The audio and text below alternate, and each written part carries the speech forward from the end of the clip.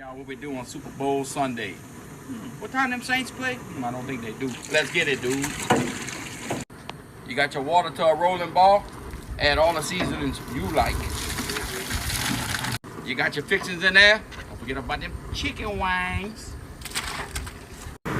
You got your potatoes al dente. Now add them beautiful Louisiana crawfish. I do not bring my water back to a rolling ball. When I see it start bubbling, I cut the fire. Now we wait and we hydrate. Got about 10 minutes left on my crawfish soaking. I'm gonna hit them with the mushrooms, them hot dogs, and them Brussels sprouts. Time to let them out, bub.